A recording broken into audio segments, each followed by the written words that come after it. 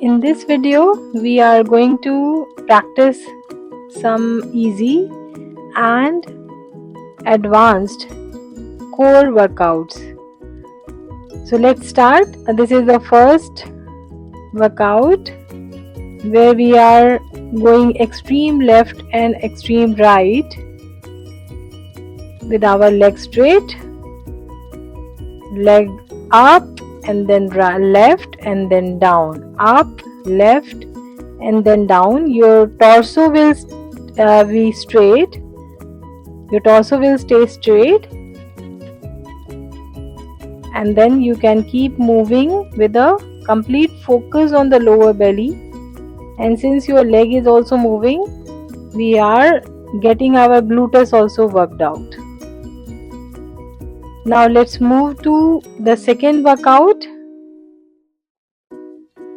Bend your legs, put your hands below your hips and raise both of your legs straight and scissor it up and down. This is a advanced version of boat pose. You can lift your upper body also, but it's not necessary. Do it 10 or 15 times and then stretch your body both ways. Stretch your body completely linear and then again bend your legs. Let's move to next workout. This is marching when you lie down. So this is lie down marching, one leg at a time, and you can keep observing how my toes are moving. At present my toes are flat and then it goes up straight, pointing towards the ceiling.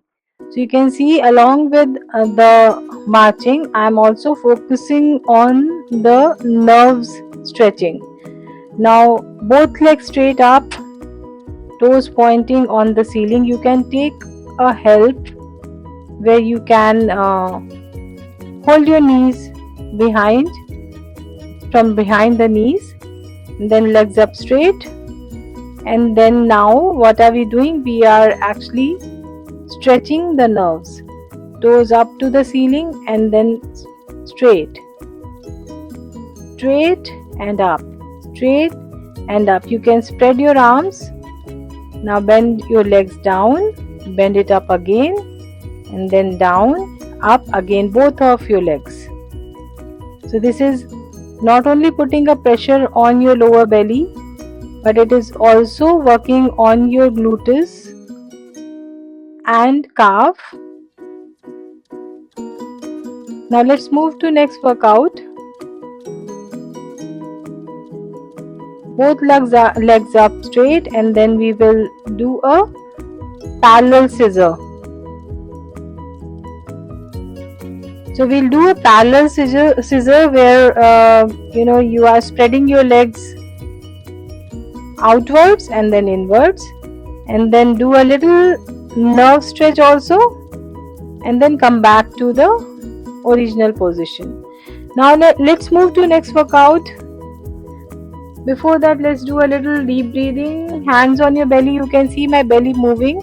So when we breathe in, belly goes out, breathe out, belly goes in. So let's detox the CO2 a little, and then so that we can move to the next workout.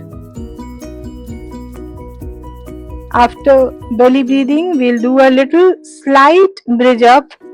Don't exert too much your lower back. You can see I'm doing very slight bridge up, and then at the end a little upwards, and then hold the bridge pose. Yeah, when you hold the bridge pose, your focus should be on the gluteus. When you squeeze your gluteus and then come back to the original position. Again, at least 5 to 6 slight bridge pulsing. Don't exert your back, and then upwards and hold the gluteus. Squeeze the gluteus and then hold the position, breathe out and come back. Make sure that you are focusing on your breathing. Your breathing in and breathing out is completely good. And then let's do a little belly breathing. Let's stretch the hands upwards Let's do a little upward stretching that we do usually on in the standing position. We can do it while lying down also. So your hands up and then move it to one side and then stretch one hand with the other hand, not too much. One hand with other hand, you can clamp your hands and then stretch it, pull it with the other hand.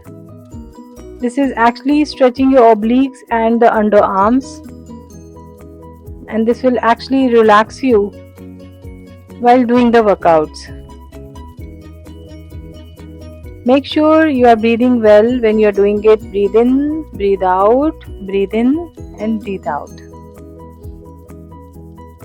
This is a very important method of alternative therapy that we are doing. This entire sequence is very useful for your stress management and anxiety control. At the same time, it will work great in your digestion improvement. So this is one very important part of our psychological. So this is very important part of our psychology therapy also. That is alternative therapy. So you can see I am now touching my heels one by one. You can lift your upper body a little and then touch your heels. Don't jerk your neck too much in this. If you are not able to do it at a go, just do two reps and then take a break, and then 2 reps and then take a break. Now let's move to next part. We are going to do an upward pigeon pose. So let's first stretch our legs a little. So just follow what I'm doing in the video.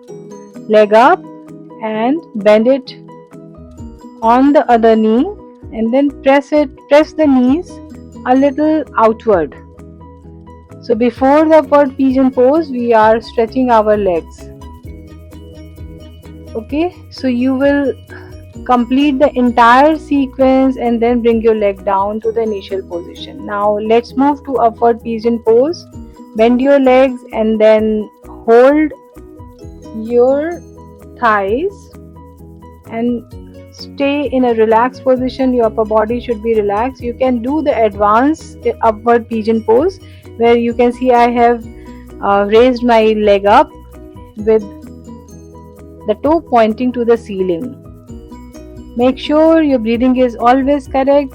You are not holding your breath too much. You are breathing completely good, and when you are exerting, you are breathing out. When you are not exerting, when you are relaxing, you breathe in. So let's repeat the same with the other leg. Hold this position, and you can do the advanced version also, where you are raising your leg upwards and you are bending a little upwards from the upper body also. So this upward pigeon pose is a great hip opener workout, and once your hips are flexible, your knees are flexible and your joints of the lower body are flexible, and it's working good, and that will help you manage your stress. Now again we will do a little scissor in the boat pose. So what is this workout doing? This is actually working on your lower body and then on your lower belly also. So if you want to do this scissor, that is jackknife, you can do. Otherwise you can do simple scissor pulsing that I was doing before this workout. So these all are a great belly toners. At the same time, this will also stretch your entire body. Now let's move to the normal pigeon pose, and then we can stretch our entire lower body with this normal pigeon pose. So see how I'm bending my leg, left leg bent and the right leg is straight going towards the back, and your hands on the thighs and your upper body torso is straight, and you are breathing. Breathe out and then come down, and then spread your arms in front of you. If you can't do that, you can simply sit in the straight pigeon pose otherwise don't try it, because this is a little advanced version. And then we will come up again,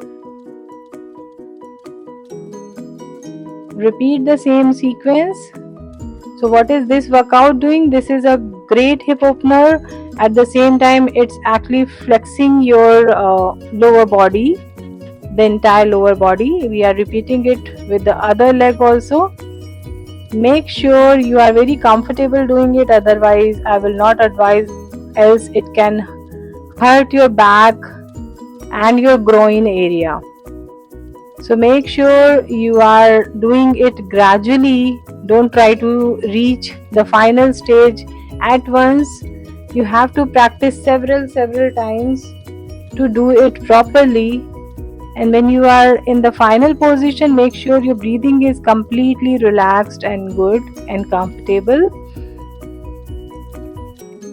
So as I said, this is an advanced version of the alternative therapy that we usually do. If you're not able to do it, you can simply sit in the Vajrasan and then gradually try to stretch your lower body. Now we are doing our regular cat and dog stretching. This is a great stress management workout that we all must do in the morning and in the evening. Before doing your workout, any workout, cycling, running, swimming, or any strength training, and after doing that also, this is actually flexing your spine, and this is at the same time oxygenating your entire body. So by oxygenation, you are actually breathing out all the stale air, that is the CO2 sitting in your lungs, and then you are inhaling in a better with a better method, where more oxygenation is happening in your body, and then your VO2 is improving. So I will explain what is VO2, and then here we are moved to the child pose, spread our arms in front of us. This is a great workout for your entire body stretching. You can see that your entire body is engaged in it. And then from this we will gradually move to the cobra. You can keep your legs upwards, otherwise you can keep your legs on the floor, and then move back to the child pose. Keep your palms and your foot at the same position, don't move them, and then come upwards, do the cobra. As you can see, I'm not stretching too much. I'm doing only 80% of my flexibility, because I don't want to hurt my spine. And this is what I always advise everyone to do, that overstretching always builds up clotting in the body. So don't overstretch, and then repeat this.